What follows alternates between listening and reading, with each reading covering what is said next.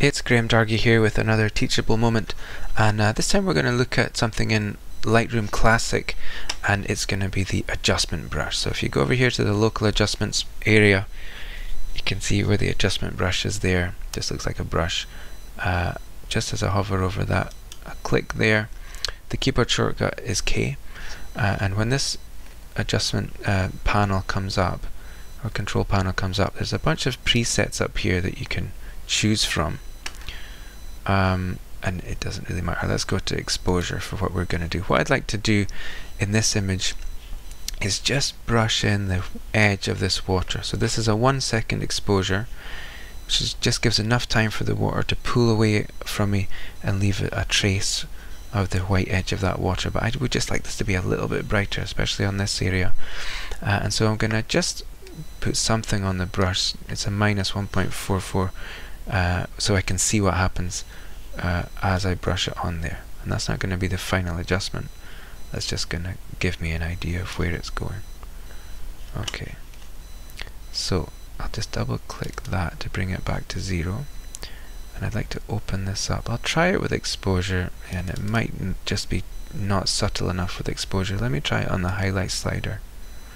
That's okay.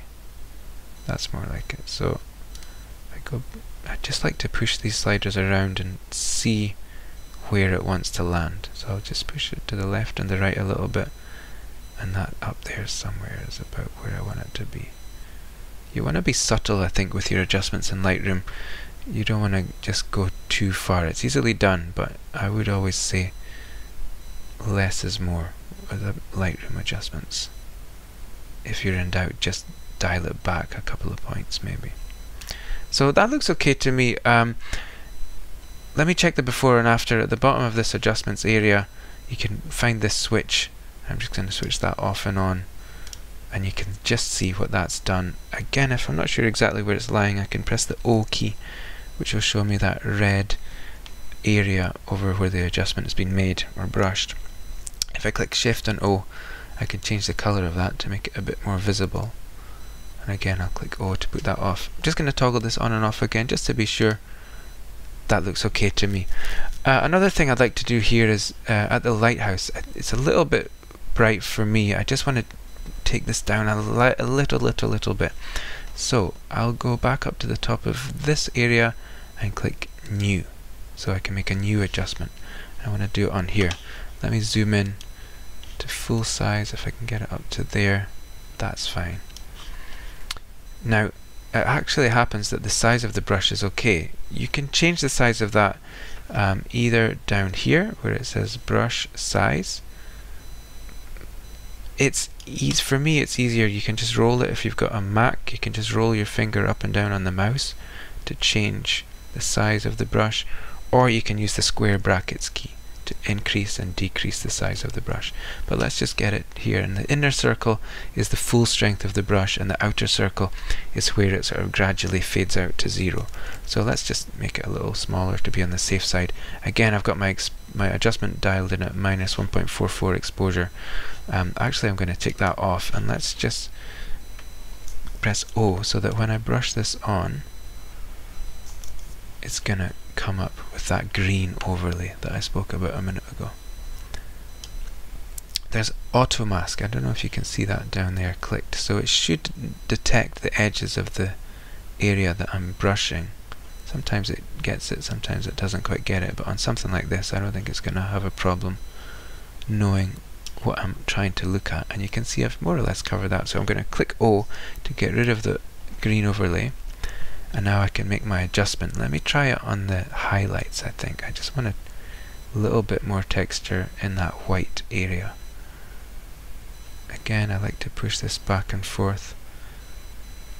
Maybe that's that's pretty subtle, and I think that might be enough. I just wanted to get some texture on the white paint there. I'll toggle this off and on. Yeah, that's just about all I need. So you can use this for something very subtle like this, or you can be very non-subtle about it if you want to, but again, less is more with these things. I'll close that now. I'll go back to Fit on my navigator so I can see the whole picture. One other thing I should mention here, if you make that selection with the brush, let's say you go back into the selection here, and I was able to do a pretty good selection there, but let's say you accidentally selected an area that you didn't mean to select. If you go and hold down the Alt key, that turns the brush from a plus to a minus, and now you can just brush away the bit that you didn't mean to select.